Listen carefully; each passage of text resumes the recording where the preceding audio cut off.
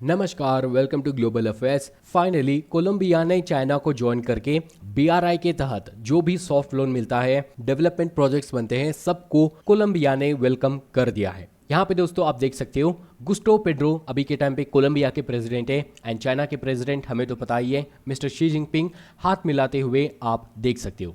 ये जो एक डेवलपमेंट है लैटिन अमेरिका और चाइना के बीच में बिल्कुल भी अनप्रिडिक्टेबल नहीं था, मतलब इसको बहुत पहले प्रेडिक्ट कर दिया गया था। सबसे पहली बात तो यहाँ पे मैं आपको एक आर्टिकल दिखाऊंगा, न्यूयॉर्क टाइम का आर्टिकल है एंड यहाँ पे आप गौर करना कि थ्रेटन्स टैरिफ, ये बहुत ज्यादा हाईलाइट करने वाली टॉपिक है। मैं आपको सरल भाषा में यहाँ पे बताने की कोशिश करूंगा। सबसे पहली बात तो जब ट्रंप अमेरिका के प्रेसिडेंट बने, उन्होंने सबसे पहला काम क्या किया? पहले तो उन्होंने टैरिफ लगाया, जो सबको पता है। उसके साथ साथ ट्रंप ने जितने भी इलीगल इमिग्रेंट्स हैं ना अपने कंट्री में, जिनके पास वैलिड डॉक्यूमेंट नहीं है, जो असाइलम लेने के लिए अमेरिका में थे, उनको निकालना स्टार्ट कर दिया। लाखों लोग जो लैटिन अमेरिका से थे उनको कहा गया कि आप हमारे कंट्री से निकल जाओ। तो यहाँ पे सबसे पहले तो कोलंबिया ने बिल्कुल मना कर दिया था, आप रिस्पेक्ट एंड ह्यूमन राइट के साथ उनसे बर्ताव करो, उसके बाद हम ले लेंगे। ये कहना था गुस्टो पेड्रो का। लेकिन ट्रंप तो यहाँ पे ट्रंप है, उन्होंने धमकी दे डाली टैरिफ की। तो इससे पूरी तरीके से कोलंबिया घुटनों पे आ गया एंड उनको एक्सेप्ट करना पड़ा जो भी डिपोर्टेशन फ्लाइट से अमेरिका से। एंड ये जो पूरा डेवलपमेंट है, इसको लैटिन अमेरिका में बहुत ज्यादा क्रिटिसिज्म से देखा गया। इसका फायदा उठाते हुए जस्ट 5 डेज को, यहाँ पे आप देख सकते हो 5 दिन पहले चाइना ने बहुत बड़ी ऑफर रख दी लैटिन अमेरिका के सामने कि लैटिन अमेरिका में हम बिलियंस ऑफ डॉलर इन्वेस्ट करने के लिए तैयार हैं। तो इसके तहत कोलंबिया ने कल ही ज्वाइन कर दिया चाइना के बेल्ट एंड रोड इनिशिएटिव के कई सारे प्रोजेक्ट्स को।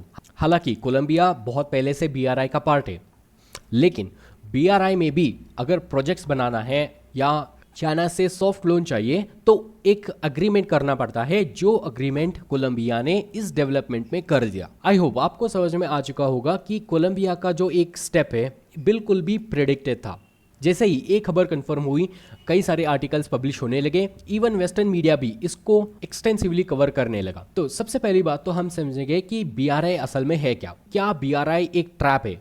अगर आप भारत और अमेरिका के मीडिया को फॉलो करोगे, उनका तो सीधा सीधा कहना है कि बीआरआई एक ट्रैप है। बीआरआई के तहत चाइना पैसा देगा, जिस देश ने कर्जा लिया है वो देश चुका नहीं पाएगा। कर्जे के तहत चाइना कोई भी इंफ्रास्ट्रक्चर हो गया, पोर्ट हो गया, उसको लीज पे ले लेगा।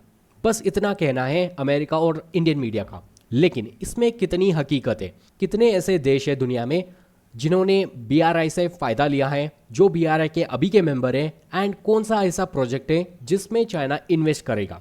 सब कुछ समझेंगे बहुत ज्यादा सरल भाषा में, तो अंत तक आप जरूर बने रहना। Let's get started. बीआरआई का एक्सपांड वर्जन है बेल्ट एंड रोड इनिशिएटिव। 2013 में इसको इंप्लीमेंट किया गया ऑन पेपर, लेकिन 2014 से ही इसको इन रियल ग्राउंड इंप्लीमेंट कर दिया गया।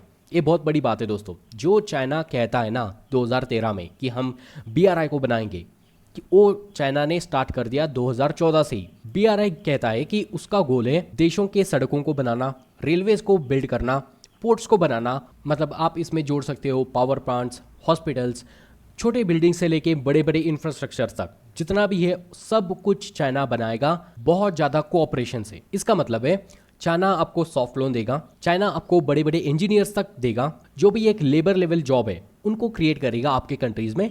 लेकिन शर्त है कि आपको बीआरआई का एक ऑफिशियल मेंबर बनना पड़ेगा। कई सारे टर्म्स एंड कंडीशंस को आपको मानने पड़ेंगे। तो अभी हम बात करेंगे कि चाइना ये सब क्यों कर रहा है, मतलब यहाँ पे चाइना का क्या है। तो सबसे पहली बात तो ट्रेड। आप कुछ भी कहो, चाइना बना है ट्रेड के बेसिस पे। चाइना बहुत अच्छी तरीके से ट्रेड कर पाएगा इन कंट्रीज के साथ। उसके साथ साथ चाइना अपना इन्फ्लुएंस बढ़ा पाएगा अक्रॉस द वर्ल्ड। ये तो बहुत सीधी बात है, सिंपल लॉजिक है। अगर चाइना आपकी कंट्री में इन्वेस्ट कर रहा है, कुछ प्रोजेक्ट बना रहा है, तो वो कंट्री चाइना के खिलाफ बिल्कुल जाएगा नहीं। बड़ी जीत है चाइना के लिए। एंड उसके साथ साथ मोस्ट इंपॉर्टेंटली चाइनीज कंपनीज को हर दिन कॉन्ट्रैक्ट मिलते रहेंगे। ये बहुत बड़ी चीज़ है दोस्तों, बिकॉज मैं आपको बहुत ज़्यादा सरल भाषा में आपको बताऊंगा। अगर चाइना बीआरआई के तहत कोई भी प्रोजेक्ट बिल्ड करेगा ना, तो सबसे पहली बात तो लोन देगा। उस लोन के तहत जो भी रॉ मटेरियल यूज किए जाएंगे उस प्रोजेक्ट को बनाने के लिए, सब रॉ मटेरियल आएगी चाइना से। जितने भी बड़े बड़े इंजीनियर्स है वो आएंगे चाइना से। जो भी चाइना लोन देगा वो घूम फिर के आएगा चाइना में ही, चाइनीज इकोनॉमी में, बिकॉज हर एक रॉ मटेरियल, हर एक कंपोनेंट, सब कुछ आएगी चाइना से।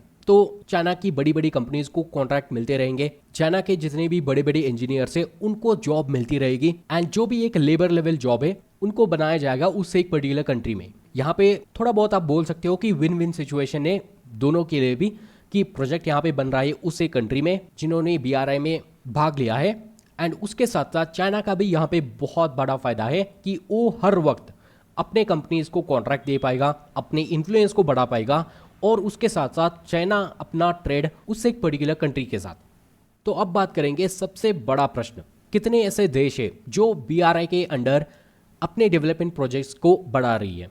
आंसर सुन के आप बिल्कुल शॉक हो सकते हो दोस्तों, 150। ये विकीपीडिया का आर्टिकल है, आप इसको चेक भी कर सकते हो। थोड़ा बहुत अगर आप नीचे आओगे मेंबर सेक्शंस पे तो आपको देखने को मिलेंगे 150 कंट्री। ये लिस्ट स्टार्ट होगी अफगानिस्तान से स्टार्ट होके लगभग जिम्बाब्वे तक ये लिस्ट खत्म होती है। 150 कंट्रीज। हालांकि फिलीपीन के साथ एक्चुअली चाइना का थोड़ा बहुत मिलिट्री कॉन्फ्लिक्ट है, इसीलिए फिलीपीन निकल गया। पनामा का भी कुछ ऐसा ही सीन है। जब से जॉर्जिया मेलोनी इटली की प्राइम मिनिस्टर बनी है तब से उन्होंने इटली को बाहर निकाल दिया BRI से, एंड एस्टोनिया का भी थोड़ा बहुत ऐसा ही, एस्टोनिया भी अपने आप को पुल ऑफ कर गए BRI से। हालांकि ट्रंप ने बहुत ज़्यादा कोशिश की कि पनामा को भी हम बाहर निकाल देंगे BRI से, तो अभी वो कंफर्म नहीं हुआ है, होने के बाद मैं आपको ज़रूर बता दूंगा। तो लास्ट में हम बात करेंगे कि इसके डिसएडवांटेजेस क्या है। तो सबसे बड़ी डिसएडवांटेज है कर्जा। जो चाइना कर्जा देता है ना, बहुत ज़्यादा हाई रेट पे देता है। अगर किसी भी देश को लोन चाहिए पूरी तरीके से समझाना पड़ता है कि लोन क्यों चाहिए, एंड जब लोन मिलेगा तो किस तरीके से उन पैसे को इस्तेमाल किया जाएगा, सब कुछ इन डिटेल में बताना पड़ता है वर्ल्ड बैंक, IMF, किसी भी ऑथेंटिक सोर्स से। लेकिन चाइना यहाँ पे बोलता है वो सब हमें नहीं पता, बस आप पैसे रख लो एंड हमें ओवरव्यू दे दो कि किस तरीके से इस लोन को यूटिलाइज किया जाएगा। कई सारे ऐसे देश हैं जो हद से ज़्यादा लोन ले लेते हैं चाइना से एंड उनको चुका नहीं पाते, एंड जो प्रोजेक्ट में वो इन्वेस्ट होता है ना लोन, वो प्रोजेक्ट उतना सक्सेस नहीं हो पाता जितना प्रेडिक्ट किया गया था। तो उस एक सिचुएशन पे उस एक कंट्री को चाइना की हर एक बात माननी पड़ती है। तो यहाँ पे आप देख सकते हो सेकेंड डिसएडवांटेज, चाइना हद से ज़्यादा कंट्रोल करने लगेगा हर एक कंट्री के इंफ्रास्ट्रक्चर्स को। ये सभी चीज़ें उस एक देश की भी रिस्पॉन्सिबिलिटी बनती है जो BRI के तहत मदद मांग रहा है चाइना से।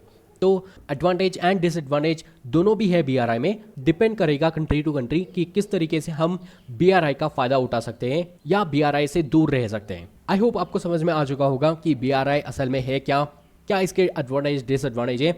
आने वाले दिनों में अगर इसके बारे में कोई भी अपडेट आती है तो मैं आपके लिए वीडियो बना दूंगा। Please subscribe the channel, like the video. May God bless you all.